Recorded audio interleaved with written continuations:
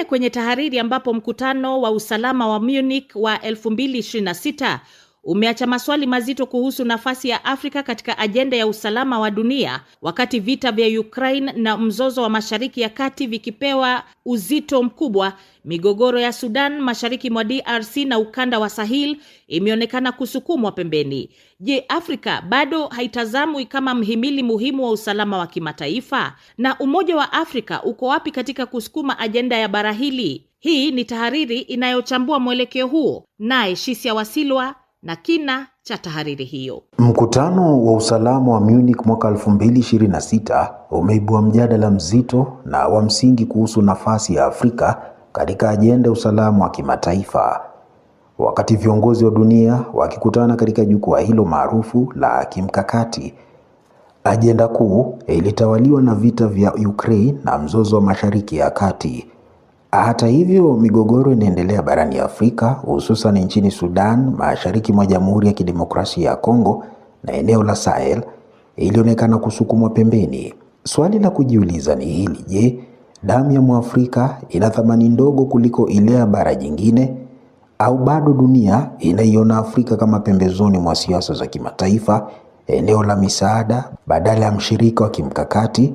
Kwa miaka mingi bara la Afrika limekuwa kitovu cha migogoro yenye athari pana: ugaidi unaovuka mipaka katika Sahel, makundi ya waasi mashariki mwa DRC yanayochochea machafuko ya kikanda, na mapigano yenyewe kwa yenyewe Sudan yanayosababisha maelfu ya vifo na mamilioni ya wakimbizi. Haya si maswala ya ndani pekee, ni changamoto za kimataifa zinazoathiri utoshelevu wa chakula, mfumuko wa bei, uhamiaji haramu na hata minyororo ugavi wa madini muhimu kwa teknolojia ya dunia. Iwapo mkutano wa Munich ni kipimo cha vipaumbele vya dunia, basi Afrika bado haijapewa uzito unaostahili.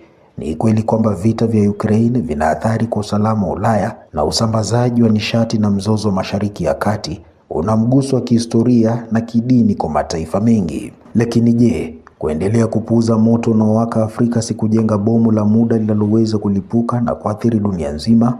Zaidi ya lawama kwa mataifa ya Magharibi, lawama pia zielekezwe kwa viongozi wa Afrika wenyewe. Umoja wa Afrika upo wapi katika kusukuma ajenda ya usalama wa bara hili kwenye majukwaa makubwa?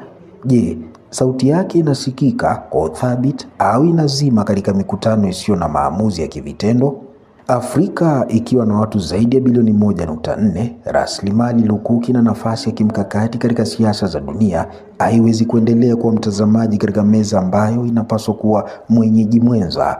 Ni wakati wa bara hili kuachana na siasa za utegemezi na kujenga msimamo wa pamoja unaotambua kuwa usalama wa Afrika ni sehemu ya usalama wa dunia. Bila hivyo, mikutano kama Munich itaendelea kuandika ajenda za dunia huko Afrika ikiwa pembezoni, ikiomboleza, ikiomba na kusubiri. Usalama wa dunia haupaswi kupimwa kwa umbali wa kijiografia, bali kwa uzito wa utu wa binadamu. Tegea tahariri ya idhaa ya Kiswahili ya Afrika kila siku, ambapo huangazia masuala muhimu kuhusu bara letu Afrika.